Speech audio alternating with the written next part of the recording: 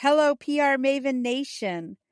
Welcome to the PR Maven Podcast, episode 101, presented by Marshall Communications, creator of the Marshall Plan 65-Step Strategic Process.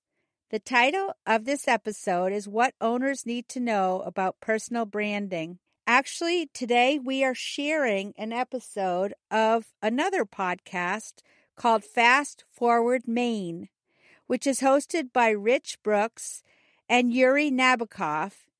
And this podcast is all about what we need to do collectively to move the Maine economy forward. I encourage you to listen to this episode and other episodes that they have aired with great guests on Fast Forward Maine. This episode that I did with Yury and Rich was all about how you can differentiate yourself as a professional and as a person to make yourself more findable and memorable so that clients and customers remember you when they're looking for someone who does what you do. This episode was originally produced and released by the Fast Forward Maine Podcast with Rich Brooks and Yury Nabokov. To learn more about the Fast Forward Maine Podcast, visit fastforwardmaine.com. And here we go for the Fast Forward Maine Podcast featuring me, Nancy Marshall, the PR Maven. Welcome to the PR Maven Podcast, a podcast all about growing your network and building your brand through traditional and digital networking techniques. I'm Nancy Marshall, the PR Maven and CEO of Marshall Communications. I've been strengthening brands through PR for over 35 years, and now I'm celebrating the success of executives, influencers, business owners, and entrepreneurs from all around the world, all of whom have cultivated their brands and broadened their networks through traditional and digital networking methods. Each week, I interview one of these interesting and influential individuals and provide an opportunity for you, the PR Maven Nation, to gain insights from their strategies and stories. So stay tuned for this week's episode, and thanks for listening.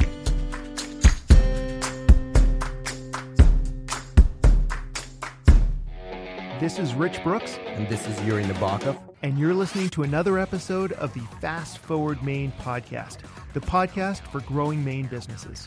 Powered by Machias Savings Bank and Flight New Media. In 1991, our next guest launched her titular communications company, a life-changing experience and one that she's never regretted.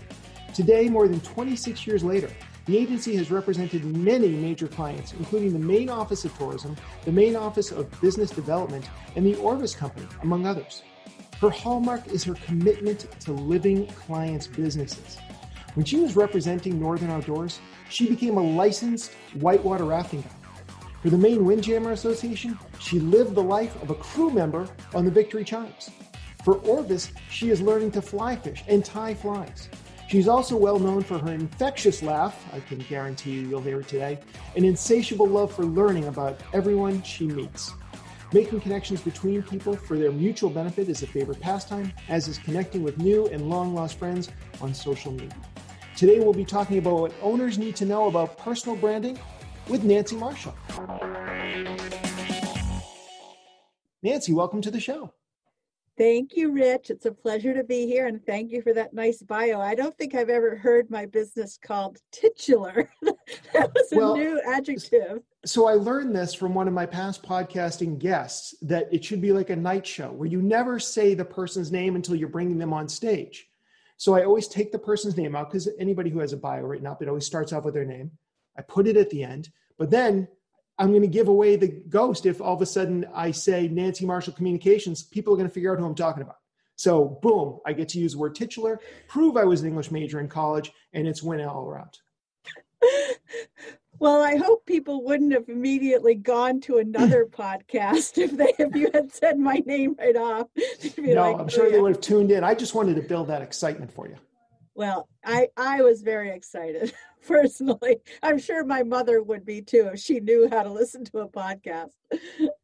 Well, that is awesome. Nancy, thank you. And thank you for joining us today. And also congratulations on the launch of your second book. This is very exciting. I hope we'll get a chance to talk a little bit about on the show about the grow your audience, grow your brand.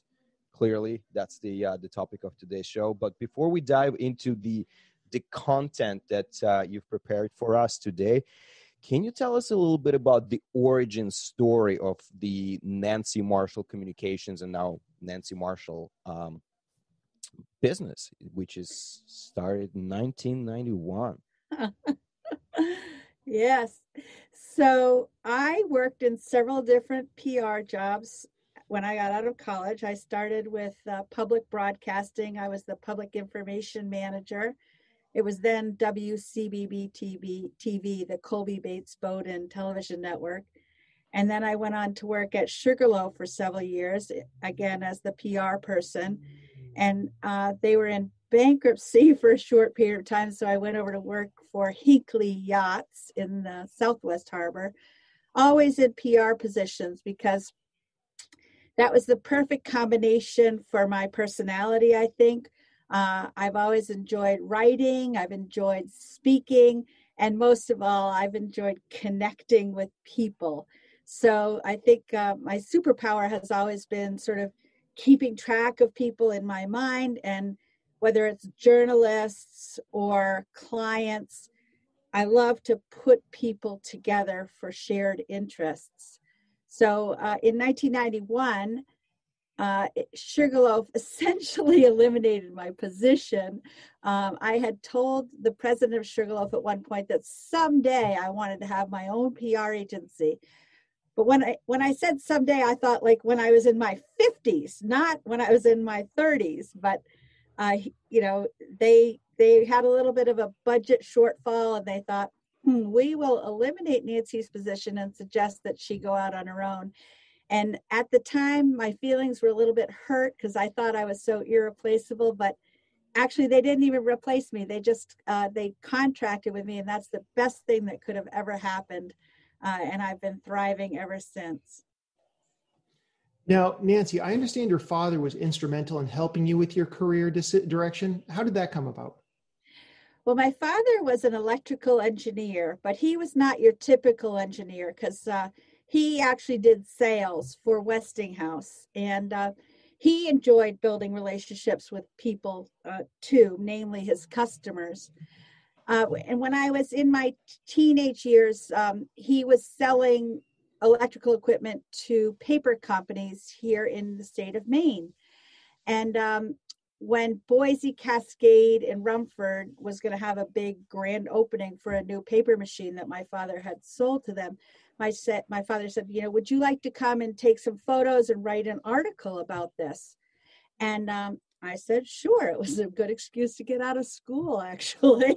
So I went and did this article, and it got published nationally in the Westinghouse in-house magazine. And I was just so excited to see that process happen. And my dad said, well, if you like that, you could do public relations, and that's what your job would be. And then he arranged for me to actually go to Pittsburgh, Pennsylvania, and spend a whole week job shadowing with the PR people there. And that's when I was only a junior in high school, actually. So I job shadowed. And from that moment on, I was like, yep, that's what I am going to do. And prior to that, I had thought I wanted to be a meeting planner. But my dad said, you know what, you can think bigger than that. You can think of being in charge of all of the strategy and all of the media relations. And, my dad's been gone now for about 15 years. And I really wish I could thank him for having that wisdom and seeing my future for me. That's awesome. Love that story. Thank you, Nancy. Yeah, thank you for sharing. Nancy, I wanted to talk to you a little bit about the personal brand. People throw around the term personal brand and building personal brand a lot, but how do you define it? Like, what are the key elements in the process of building personal brand, and what is its purpose? The reason that you want to build a personal brand is that you want to be memorable. You want to be findable, and you want to have a story related to your brand that differentiates you from everyone else who does the same thing that you do. For example, if you are a plumber, you want to be the plumber that people remember, so that when they need a plumber, they think of you and not another plumber. So the reason to have a personal brand is to have some way to differentiate yourself and essentially to put your stake in the ground. So I try to be memorable because I am the person who's all about building relationships both in person and online. And I believe strongly that if you meet somebody online, you should endeavor to connect with them in person. And if you meet somebody in person, you should extend the relationship by connecting online. I always, if I meet somebody in business, I immediately connect with them on LinkedIn because I want to be able to remember who that person is. Because there's nothing worse than if you meet someone at a networking event, for example, and then a year later they need what you do. And they're like, I can't remember that person's name. But if they can remember something about your story, then you are going to be more findable online.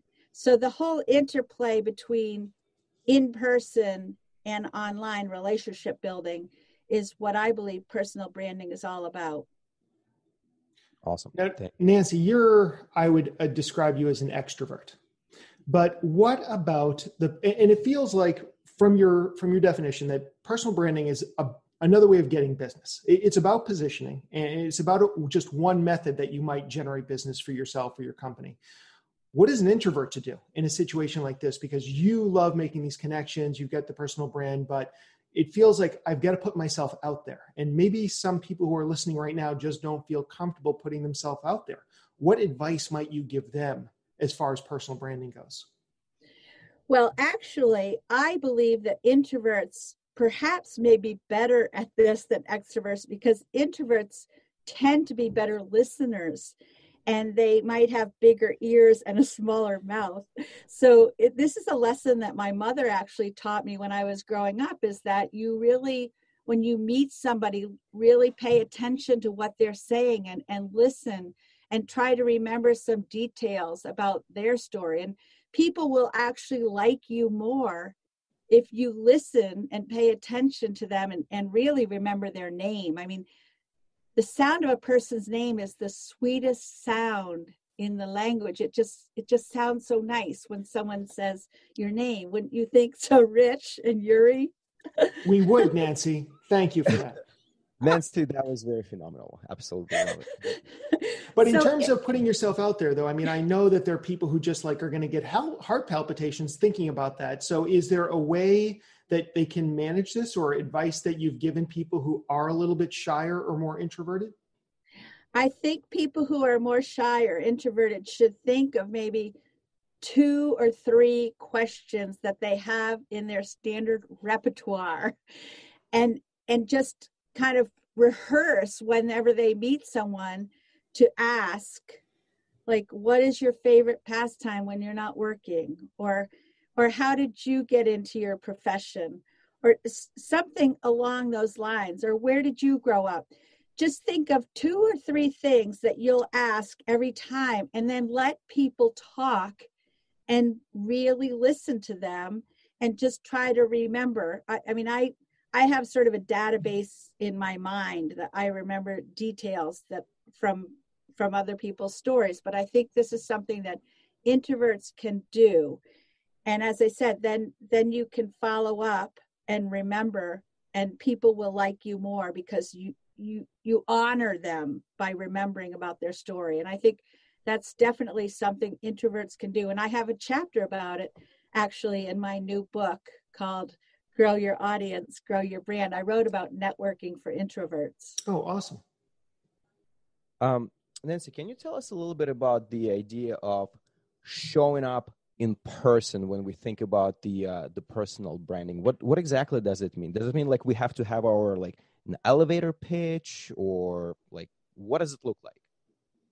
I think that you need to have the same persona online as you do in person. So for example, if you make a lot of videos online, you need to be your authentic self so that when people meet you, you show up exactly the way you do online. Or, I mean, Al Roker is somebody I think about. I've been watching his Instagram videos lately. Of course, he's the weatherman on the Today Show.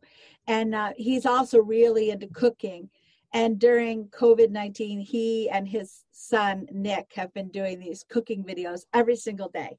And I've been watching them and I enjoy them so much. And I just know that if I were to meet Al in person, he would be exactly the same way as he shows up either on the Today Show or his Instagram videos. Basically, you just don't want to have a disconnect when people meet you in person.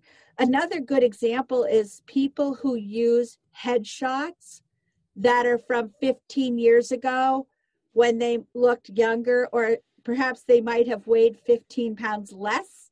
And then when you meet them, it's like the first few seconds or maybe even minutes, you're like, oh, this person doesn't look like what I expected them to. So is that Rich's dad? Did somebody eat Rich? Yeah, so I think people need to pay attention to that.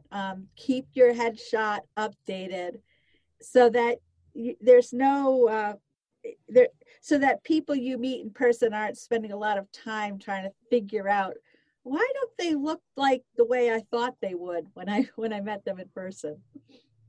Awesome. Makes sense. Thank you. Nancy, it feels like there's a certain amount of craftsmanship that goes on when creating a personal brand. And I don't mean that in a negative way, but it feels like we're supposed to be thoughtful about how we want to be remembered by other people. So if somebody's just starting out on this journey, what advice might you give them to figure out, what is their personal brand? What is their North Star? Like, is there a process you take people through to really help breathe this into life? Well, I think it starts with paying attention to what gives you real joy and energy. And to be honest, for me, it took a long time. I mean, it's probably within the past 5 or 7 years that I've realized that I can delegate the aspects of my business to other people and focus on the aspects that I like, which is making the connections and being out there talking about personal branding and talking about how public relations has morphed into more of content marketing. But when I'm talking with people about their superpower, I talk to them about figuring out what gives them the most joy and what gives them most energy, and what are the days of the week when you just can't wait to get out of bed in the morning. Now, maybe that's going to be Saturdays.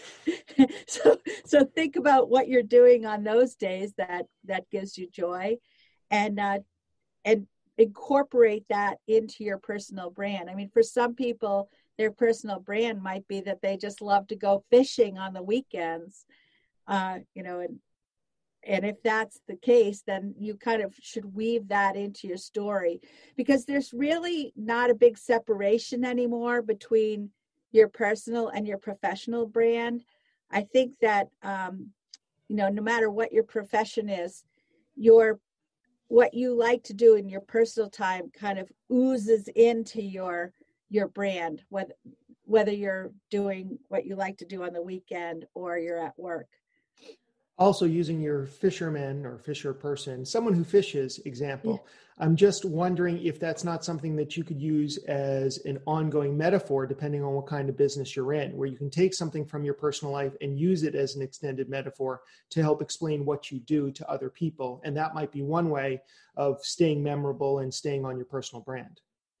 Yeah, I think so. I mean, I've done a lot of work in the ski industry, and I know bank presidents who love to go and ski the backside of Sugarloaf, and so it's a metaphor because they love to live an adventurous life, and they love to take risks and go for it. And so I think absolutely, Rich. I think that you can use your personal pursuits as a metaphor for your professional persona. Nancy, you talked about different types of content ranging from the the personal stories, professional stories, videos and headshots, the elements of content. And I know you frequently talk about the cornerstone content. Should we apply the idea of what the cornerstone content is to, and make it a part of our personal brand? Like, what are the connections? How people can bring two together? That's a great question, Yury. I look at your cornerstone content as big pieces of content where you can explain your unique point of view and develop a platform. And again, develop an audience of people who enjoy consuming your content because they're interested in your point of view. So, for example, I have my own podcast, the PR Maven Podcast, in which I talk about connecting with other people, both online and in person. And then I wrote my second book recently and published it actually last week, Grow Your Audience, Grow Your Brand. And to the same extent, I am talking about building a network of people who are interested in what you have to say.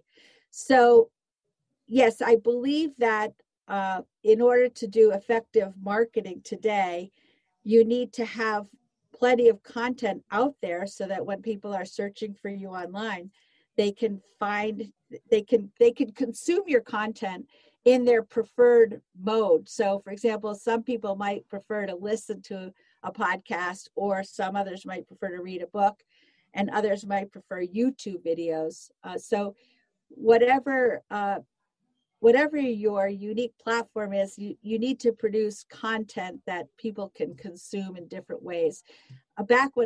Even before the internet, when I was at Sugarloaf, we used to talk about how we need to assault the senses of our audience. So back then, that was having stories on TV and stories on the radio and ads on TV and radio and billboards in Boston. And so before the internet, actually, we thought in those terms. But now with the internet, we have so many options and so many ways to connect with people and share our story.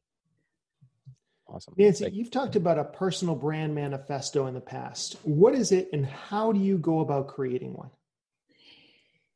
So a personal brand manifesto is similar to a biography, a professional biography, but I think it incorporates your personal values and maybe your mission in life.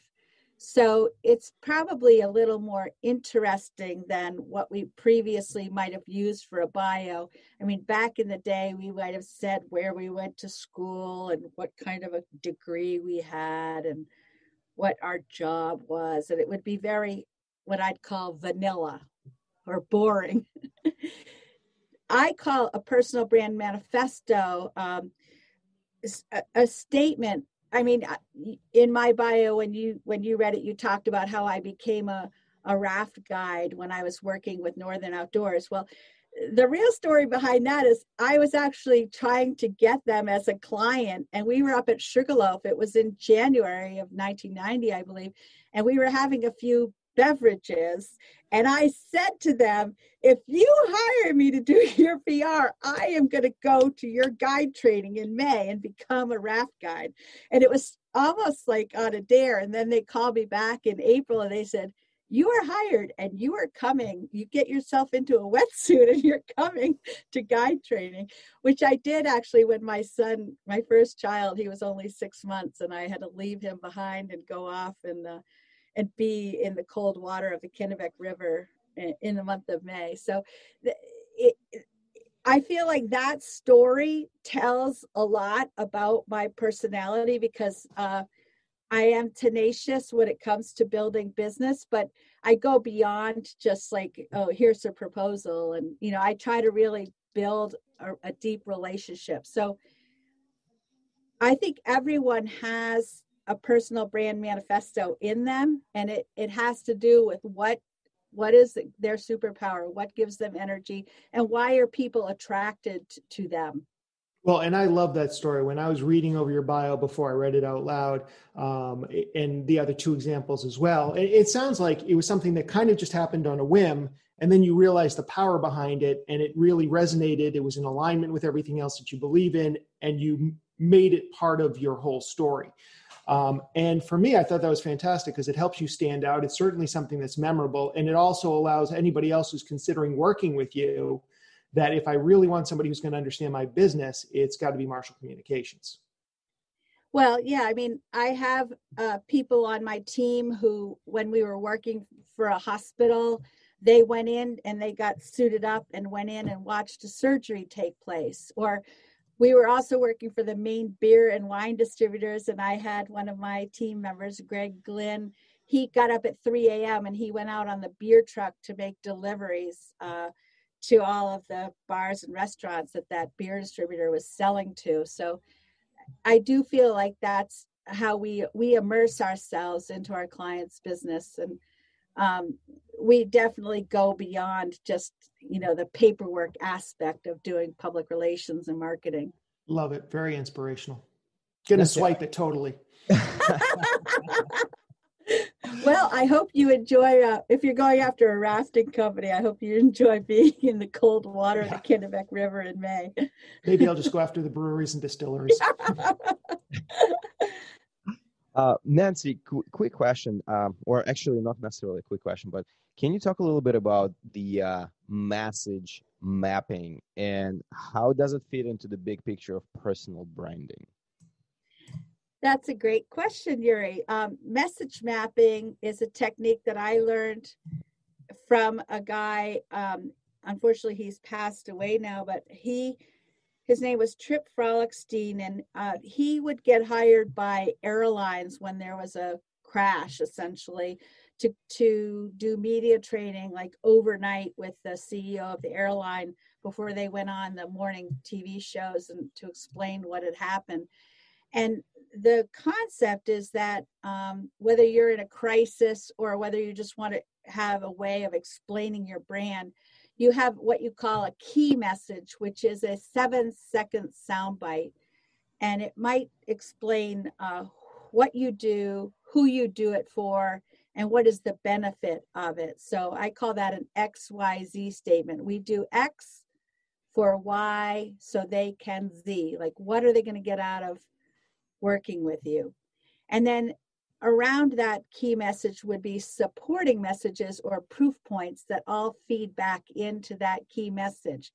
And ideally, you can create a message map on an 8.5 by 11 sheet of paper, and you can carry it around with you, whether you're doing an interview with the newspaper or whether you're giving a speech to the Rotary or whether you're going to be creating a website or writing a letter to all of your customers. These are kind of your essential messages that you want to weave into anything that you're communicating to the public. So I actually launched an online course recently on message mapping. And in that course, I talked about creating that 7-second soundbite and your proof points and how you can actually use a tool like this to rehearse for an appearance, a media appearance or a speech. For the listeners that want to check out this course and learn a little bit more about the message mapping, where can they find it?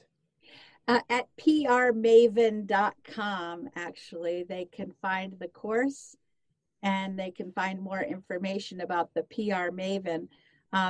I have my agency, Marshall Communications, but my own personal brand ties in with the PR Maven. That's what it says on my license plate too. So Nancy, we've talked briefly about your new book. I was wondering if you can tell me a little bit more about it. What would somebody get out of reading it? What are the main points behind it? Well, in my book, I talk about how important it is to create content to attract the right people into your life, whether it's customers or even friends. I mean, it's basically a guide to modern networking, but and I talk about the importance of online and in-person networking. So there are sort of step-by-step instructions on connecting with other people, but I also in each chapter have an infographic that kind of makes it easy to skim the book in case you don't want to read the whole thing. And I also included a lot of vignettes, which are little stories from my own long career in public relations to help illustrate the stories. One story I have in there is about how when I was working for Sugarloaf, I went down to New York City with my boss at the time to do some networking visits with media outlets like Ski and Skiing Magazine. But we didn't take the time in advance to make any appointments. So we were down there in the lobby of Ski and Skiing Magazine. And my boss at the time, Chip, said, "Hey, go in the ladies' room and just stand there and wash your hands and see if any reporters or editors come in, and then introduce yourself and tell them that you're Nancy from Sugarloaf and ask them if they want to come ski at Sugarloaf." So, of course, I did whatever he said to do because I was ambitious. And so I stood there and washed my hands, and I ended up meeting an editor who ended up coming up to Maine. So it worked. It worked. That's what I call guerrilla public relations. And that's just one of the stories that I share in the book. But for anybody who is interested in knowing about the power of building a network, and some networking is not done, sometimes you'll meet a person, you have no idea where that relationship might lead. But my attitude is, if you approach any kind of a relationship with a positive attitude and a positive aura and an attitude of helpfulness, it's going to come back around, whether you'll have a friend or whether you're going to have somebody that you work with or work for. One example I can share, and this is from Agents of Change, Rich. I've become great friends with Kate Payne. Yes, Kate's wonderful. We have a lot in common, actually. We've discovered we're very similar, in our backgrounds and our interests. And she lives up there at Stowe, Vermont, and I lived up at Sugarloaf. And so she actually is helping me revamp my LinkedIn right now. And that's all as a result of meeting her at Agents of Change. That's awesome. And to be honest, I met Kate at Agents of Change because she came to see Vivica von Rosen speak the year before she spoke, and we connected and bonded. And then ultimately that led to me asking her to come back 2 years in a row to speak at Agents of Change. And ultimately we worked together to do our first and sadly only Agents of Change roadshow, which we did in Burlington, Vermont with Kate's help. So I followed do that. Keep paying off. I did follow that. I saw the all of you in the van heading over there. And so you're not going to try to do any more on the road events next year? We'll see next year. Right now, we're just taking one day at a time. So, yeah. Nancy, well, having three communicators on the same line, people who are passionate about marketing, public relations, all things modern networking, we can talk about things like this for days. However, we have a limited time, and I want to make sure that, we deliver as much as we can to our audience. And a lot of our listeners like this particular part of the show where we ask our experts on one thing that they would like to change in the main business ecosystem to help us grow, succeed, and move us forward. So if you had this magic wand, what would be that thing that you would change in the ecosystem to make it more prosperous? Yury, I'm glad you asked this question. And my response is that I would like Maine business owners to think bigger.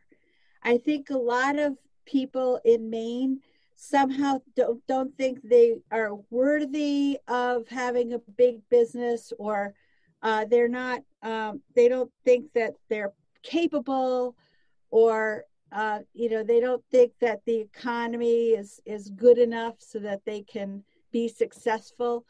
But it's kind of like the mind shift that my father helped me with when I was 17 years old, to go from thinking about myself from a meeting planner to being a public relations professional. So I think that if Maine people could just think bigger about how to make connections, for example, beyond their local market, and perhaps become to serve people more nationally or even internationally, I think that would be transformative. So success is a mindset. That's what it is, right? Yes, definitely. And it's something that you have to practice every day. Awesome. Nancy, this has been great. Can you let everybody know, where can we find you online? I know you're everywhere, but if you want to give us a few choice places. Well, my agency site is marshallpr.com. And there you can learn more about the Marshall Plan, which we did not talk about. We'll have to do that next time. Have to bring you back another time, yeah. And then at the prmaven.com, that's prmaven.com, you can find out more about my book and my online courses and speaking engagements and everything else. Awesome. Nancy, thank you so much for stopping by today. Really appreciate your time. Thank you for having me. It was a pleasure. That was a lot of fun. It was interesting because as soon as we hung up with Nancy, she immediately said, "Oh, I didn't laugh during the show." And I'm pretty sure she laughed like 4 times, just perhaps not as robustly as, she sometimes will. But a great episode from Nancy, a lot of great contents, a lot of great takeaways. If you want the full transcript for today's episode, along with all the links to her podcast, to her website, to her book, to her courses, head on over to her website. It's at fastforwardmaine.com/54. And whenever we finish up with an episode, Yury and I always sit down and talk to each other about what our big takeaways are, or as we like to call them, our fast takes. Yury, what was your fast take today? When you think about creating your key message, there are a couple of things that you need to focus on. The first thing is make sure that is no longer than 7 seconds, make sure that it's kind of like punchy, but there are 3 key elements, X, Y, and Z. Focus on what you do, communicate why you do it, and explain the outcome of your work. So that is the fast take from me, Rich. What about you? I thought it was interesting that really anyone can and probably should create a personal brand.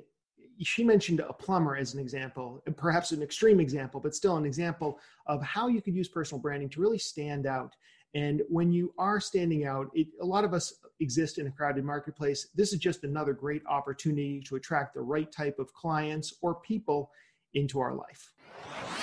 Thanks for tuning in to another episode of the Fast Forward Maine Podcast, brought to you by Machaya Savings Bank and Flight New Media, the podcast for growing Maine businesses. Thank you for joining me for episode number 101 of the PR Maven podcast, which was actually a special edition. And this episode was originally produced and released by the Fast Forward Maine podcast with Rich Brooks and Yury Nabokov. To learn more about the Fast Forward Maine podcast, visit fastforwardmaine.com. Have a great day, PR Maven Nation.